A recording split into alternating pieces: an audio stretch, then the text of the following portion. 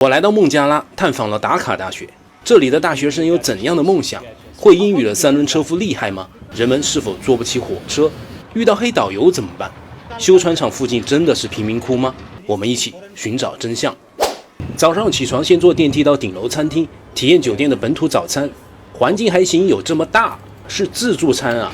这两个黄黄的分别是橘子汁和芒果汁，当地水果很便宜，都是鲜榨的，随便来点芒果汁。这种微辣的鸡蛋混合物味道还可以，然后就是煎饼和煎蛋，还有手抓饭和菜，我没选。能习惯酒店的餐食，就是你需要过的第一关。出来酒店，我们先去这里的大学。我尝试用 Uber 叫摩托车，但由于市中心太拥堵，叫了2单都被车手单方面取消，没办法，只好随便拦一辆3轮车，60塔卡。为什么这么便宜？后面说。这次是用脚蹬的人力3轮车，车夫属于底层收入群体，大多数没有智能手机，甚至不识字，接单不稳定，所以有活就接，不挑，一个月只挣600-700块钱。而摩托车手有手机，会用软件接单，他们不但根据路况挑乘客，收入好的还可以到2000左右，所以挣钱一点点门槛也能拉开如此大的差距。看这路一会儿就堵了，前面有交通灯也没有启用，全靠交警指挥，效率很低。难怪摩托车巨单，这边过来堵车浪费的时间就够他多跑一个乘客。还有孟加拉外国游客很少，有人发现你就会一堆人盯着看，我得想办法搞个伪装才行。市区也有很多公交车，但估计你们不会喜欢，因为没有空调，人多，味道难受。当然价格很便宜，10塔卡6毛钱。本地人不是特别困难的短途出行，还是首选3轮车。大学附近有钢结构的人行天桥，不用横穿马路，挺好的。哎呦，这位兄弟拿着针头，这是要干嘛？快走快走！这就是孟加拉最好的大学——达卡大学。一进来可以看到右边有一排向日葵，不错啊，鸟语花香的，和外面是2个世界。达卡大学建立于英属印度统治时期，这些建筑已经有100多年历史，很多孟加拉的大人物、科学家都毕业于这所大学，被称为孟加拉的牛津。学生思想较为激进，大学里还有观光车，可惜人坐满了，挤不上去。碰到校内的3轮车夫，这个车夫很不简单。你看他车头闪闪发光，眼神自信。他自学了一口流利的英语，只做附近游客生意，还能当导游，价格比同行高几倍。他还给了我一些忠告。Sometimes someone asks, where do you stay? Don't stay at the hotel name. Where are you going? Don't say your plan. Then? Yeah. Why? Because you're the safety. Because some people and they follow some traveling people. Oh, they want attack. Yes. Where are you going? Don't say. Yeah. What are you doing? Don't say. Where do you stay? Don't say. That's what you think and keep it there yourself. That will be safety. Okay. 看到没有，知识改变命运啊！同样是3轮车夫，他就很有一套，根本不需要帮助，他甚至还在帮助我。Thank you. 孟加拉绝大多数人信奉伊斯兰教。女生都很保守，要穿传统服饰遮脸，但在大学里束缚就少了很多。这是因为大学生多数来自中产或者自由派家庭，重视知识而不是封闭守旧的价值观。大学女生更关注职业、平权、独立，服装成为表达自由的方式。看我随便找路边的同学交流几句，顺便问下路，大家都很友好和自然。他们说走过前面的湖就是一个食堂，毕竟快到中午，还是要去吃个饭。学校这个湖不错啊，挺干净的。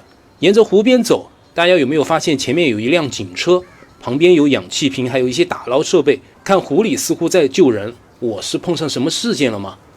算了，不方便问，走吧。旁边就是他们一个食堂，和我想象的不一样。找人问一下，他们说这边很多同学习惯买了在外面吃，食物比较辣，建议我换一个地方。同时在交谈中，我发现他们的思想很前卫，就顺便问了下他的理想是什么。What is your dream? What do you want to do in the future? At first I wanted to join the civil service of this country, but as Stay here. staying here. But as the situation is becoming worsen day by day, Yeah. There are some internal governmental issues. So I thought I should change my dream, and I also have a dream to pursue my PhD Yeah. on English language and literature, as I am a student of English. 挺好的。然后他们说直接带我去一个更好的内部食堂。You can come with us. The dining is Okay. 并介绍了一些适合外国人吃的食物。这就是更高级的内部食堂。菜单完全看不懂，只能他帮我点。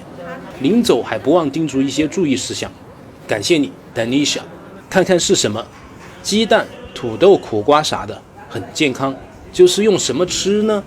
我看向了对面，手抓吗？旁边的小哥看我一脸茫然，直接递了个勺子过来，真是太感谢了。买单你们猜多少钱？47塔卡，2块8毛钱。哎呦，所以如果你们到这边找不到吃的，不如到大学来，又便宜又干净。然后学校小卖部一大瓶水20塔卡，他竟然还可以卖半瓶，只要10塔卡，很照顾学生，帮他们省钱啊。我尝试和更多的同学聊天，他们提到有些人对孟加拉有偏见，故意放大局部的脏乱现象，承认这里是有一些问题，但国家朝着好的方向发展。我又问这位同学以后想做什么。 What do you want to do? I really want to, actually at first I want to go abroad for my higher education.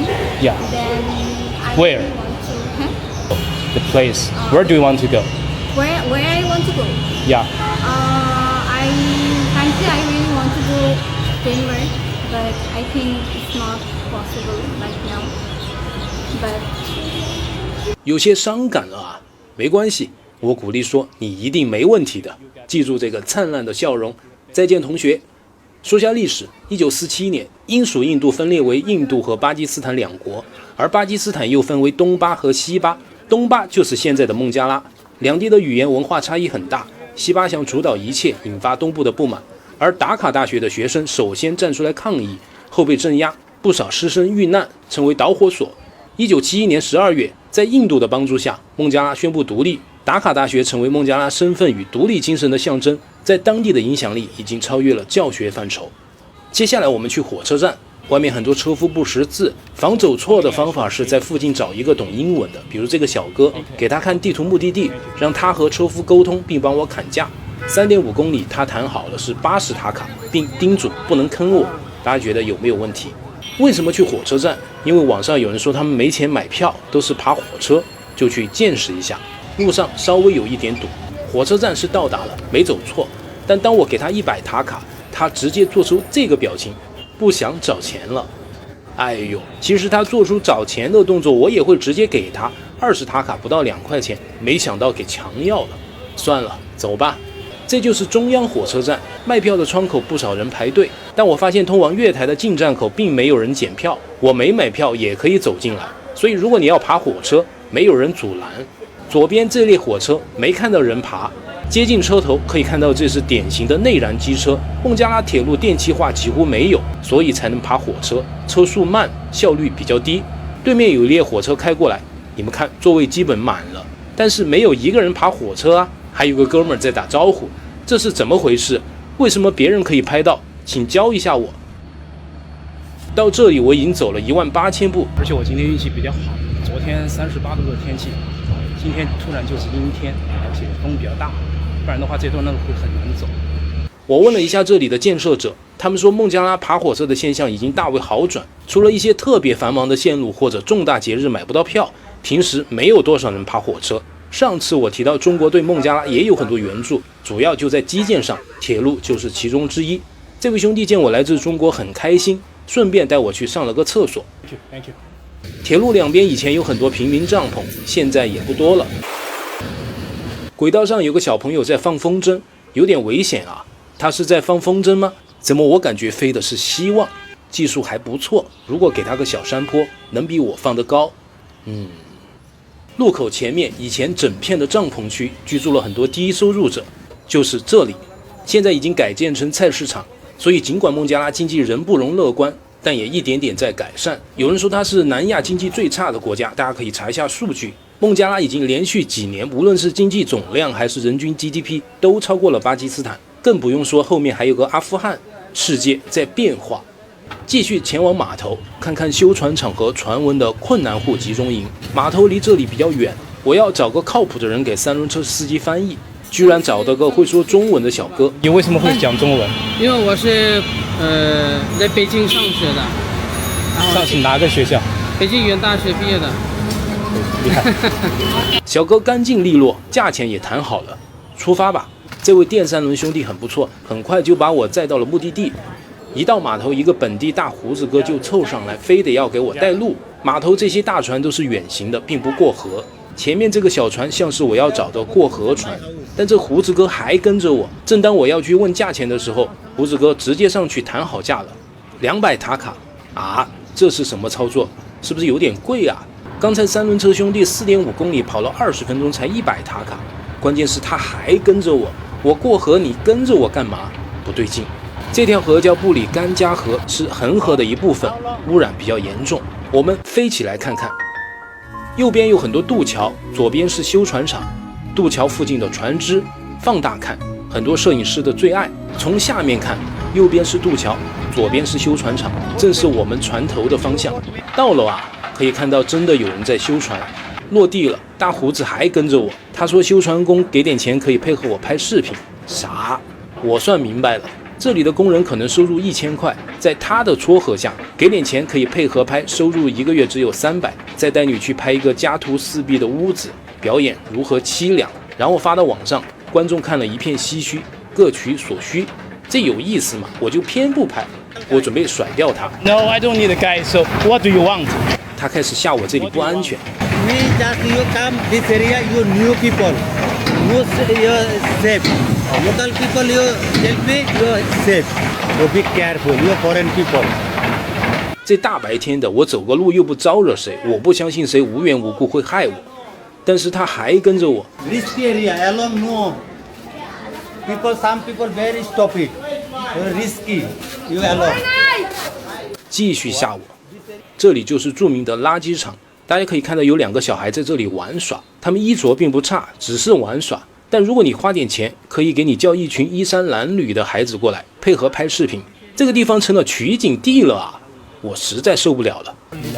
No, I don't want people follow. Okay, I don't want people Okay, follow. some teach me go back. 终于谈钱了。Okay, 50. Okay, you 100 pay, I'm go back my house. 他要100，我不想给100，因为很不开心。50是看跟了这么久，随便给一点，好处到手，头也不回的走了。哎，修船厂这附近就是个小镇子，垃圾乱丢的现象真实存在，但这里的人看起来并不是很贫穷，大家看衣着也能感受到，而且人都挺友善，很多人给我打招呼。但我觉得一个外国脸太受关注，我准备去买个帽子和口罩遮一下。这位兄弟指路说这里面可能有帽子卖，进去看一下。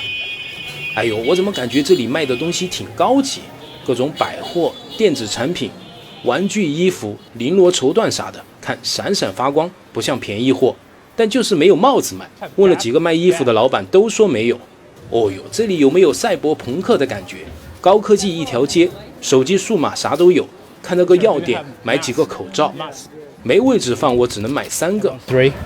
How much? For 3. Free, you. Free? Yes, I give to you. 送给我，看到没有？多么朴实的孟加拉小哥！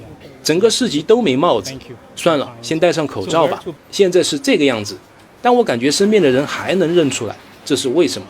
大家都是黑头发，眼睛有那么大差别吗？走进路边小店，这个挺好喝，老板说是茶，但喝起来像咖啡，卡布奇诺的味道，一杯20塔卡，这环境也还可以。我又忍不住买了点蛋糕，现在造型更搞笑了，像不像丐帮？